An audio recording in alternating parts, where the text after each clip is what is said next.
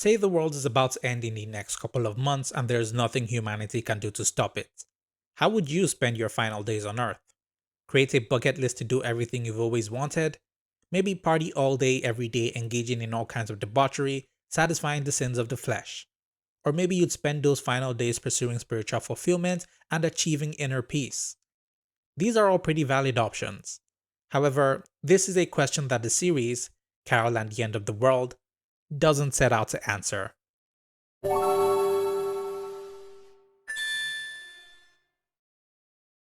For the unaware, Carol and the End of the World was released onto Netflix December 13th of last year, to well, very little reception.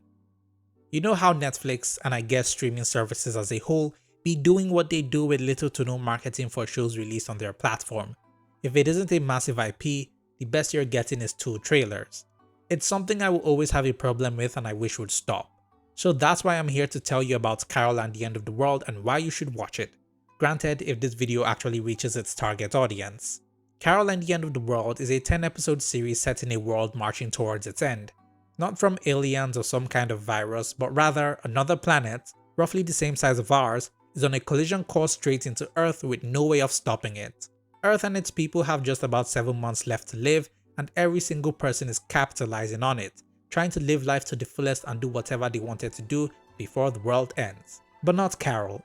While everyone is out there doing everything they've always wanted, skydiving, hiking Mount Everest, or partying non-stop, Carol is just there. She doesn't exactly have any lofty dreams or a big bucket list to go through before the world ends. She's an introvert who enjoyed and found comfort in the mundanities of life. She's a woman who enjoyed doing what she did because it brought stability to her life, but now that everything has changed, she finds herself unsure of what to do simply because she has no desire to do anything else, trying on several occasions to make herself do the things she wouldn't normally do, only to end up feeling overwhelmed. She's a person of habits, and with the way the world is now, she doesn't really have anything to help her feel stable. That is until she stumbles across an office space filled with people still working, despite the impending end of the world. It's there she finds peace and stability in some form and makes new friends. I love the premise behind this show and the way it handles the apocalypse as well as the tropes related to it. At its heart, it's an exploration of the various characters that pop in throughout the show. While Carol is the main character getting the most screen time, we also get episodes dedicated to the other side characters that fleshes them out, really making them feel like people. By the end of each episode, I found myself really connected to the characters, shedding tears at the end of certain episodes because of just how much I related to them. I especially related to Carol herself. Watching her made me feel seen in a very hyper-specific way. Never in all my years of consuming media did I think that I, a 24-year-old Nigerian man, would find myself relating to a 40-year-old American woman. The way she's depicted feels so real. As someone who constantly feels like I need to be working on something to feel normal, no, I will not be unpacking that. Seeing Carol find comfort in work was comforting to me too, and this was such a unique direction to take the show in. It subverts a lot of the tropes that come with stories set in some kind of apocalypse. It would be so easy to make this a story about Carol, who slaved away at some 9 to 5, finding freedom and the meaning of life through some soul-searching journey. It would have been so easy to make this a story about some young, spunky person exploring a world about to end and making friends along the way. But it's not.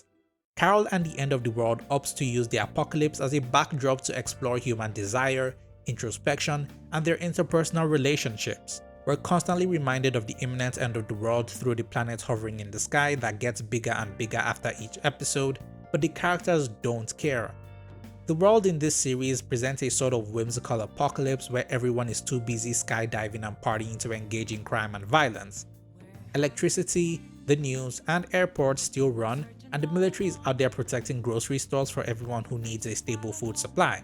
It's all stuff you wouldn't see happen in any other apocalypse setting, and frankly, this just might be my favorite apocalypse yet.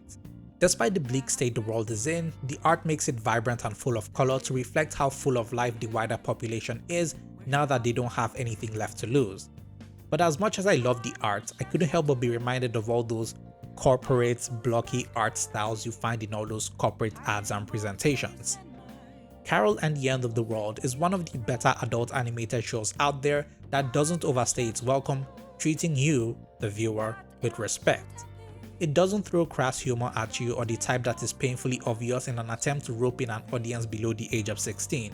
It doesn't have blood, guts, and swearing to make it adult. Which was actually shocking to me cause it goes against the preconceived idea of adult animated shows needing to have swearing, violence, etc. to be considered an adult show. In a way, Carol and the End of the World is able to avoid all the pit traps that come with the territory, transforming it into a cozy animated adult TV show. But its true strength lies in its ability to make all these characters, their worldviews and mindsets feel valid. Not once does it ever make fun of Carol and her anxious tendencies. It never paints Carol's desire to want nothing but stability in her life during the apocalypse as something to be ashamed of or a weakness in her character. It makes the story feel a lot more genuine. In one particular episode, she spends most of it going from store to store in search of a very specific type of printer ink for her office simply because she feels responsible it ran out of ink just as she was using it. The search spans days, dedicating hours after work to search for it, her anxiety growing after each unsuccessful day. This culminates in her finding it at a house party being thrown by an acquaintance of hers, and when she tries to take it, is met with resistance. She pulls out a gun, all the while apologizing and saying how much she needs this. All of this for printer ink. That is just how anxiety do be sometimes.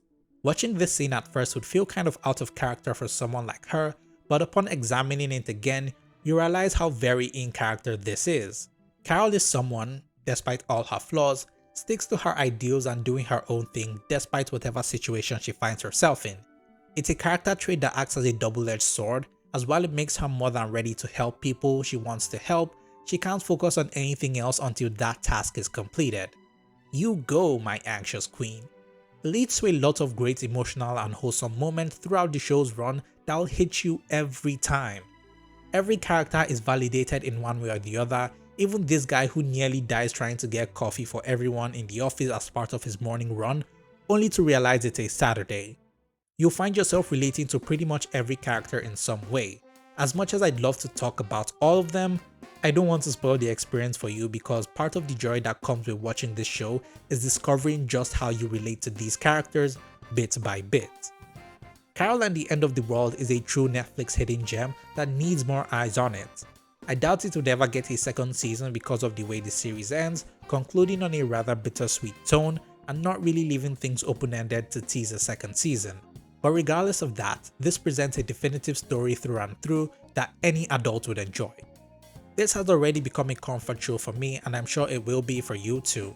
So if I've convinced you to check the series out, you owe me a subscribe. As always, this has been your very favorite slice of bread. Stay toasty.